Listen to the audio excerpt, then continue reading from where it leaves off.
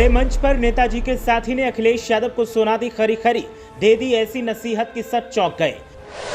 मंच पर मौजूद थे अखिलेश यादव, शिवपाल सिंह और रामगोपाल यादव। अचानक जब नेताजी के साथी ने बोलना शुरू किया तो फिर सब सन्न रह गए।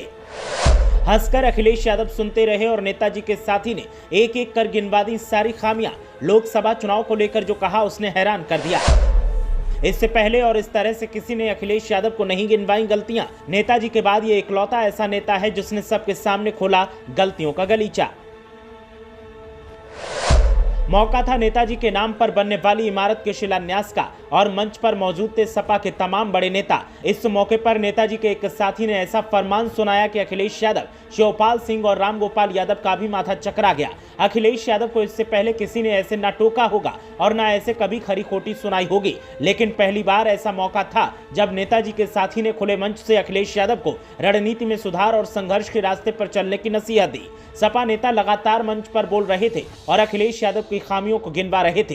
एक एक गलतियों को गिनवाने के साथ ही 2024 लोकसभा चुनाव को लेकर जब नेताजी के साथी ने बोलना शुरू किया तो फिर सब सन्न रह गए। अखिलेश यादव के सामने भी सिवाय मुस्कुराकर पूरी बात सुनने के अलावा कोई विकल्प नहीं था। आप भी सुनिए कैसे सपा नेता ने एक एक कर अखिलेश यादव को गलतियां गिनवाई और संघर्ष के रास्ते पर चलने की नसीहत दी। हमें बहुत अच्छा लगता है अखिलेश देश के प्रधानमंत्री बन जाए। हमें बहुत अच्छा लगता है कि 2024 में हमारा प्रदर्शन बहुत अच्छा हो जाए, लेकिन अखिलेश जी ये काम ऐसे नहीं होगा। हमें लड़ना पड़ेगा। जातिगत जनगणना का सवाल, पिछड़ी महिलाओं के आरक्षण का सवाल, भूख प्यास, बेबसी और किसानों का सवाल। लोकसभा के चुनाव से पहले आपको ऐलान कर देना चाहिए कि उत्तर प्रदेश में जंग होगी, संघर्ष होगा, जेल भरो आंदोलन होगा, तब जाकर के समाजवादी पार्टी को एक नई ताकत, एक नई ऊर्जा मिलेगी, जो अक्सर नेताजी मुलायम सिंह यादव जी किया करते थे। और मेरा आपसे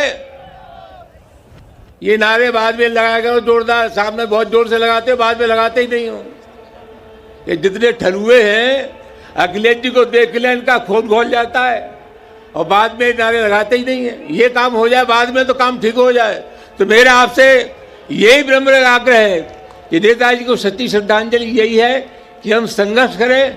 संघर्ष के बलबूते 2024 में अगर हमारा प्रदर्शन अच्छा हो जाएगा तो मैं नहीं कहता, मैं चाहता हूँ अखिलेश यादव जी देश के प्रधानमंत्री बने, लेकिन अगर वो हैसियत नहीं आती तो समाजवादी पार्टी की हैसियत ये तो बन जानी चाहिए कि अखिलेश जिसको चाहेंगे वो प्रधानमंत्री बनेगा।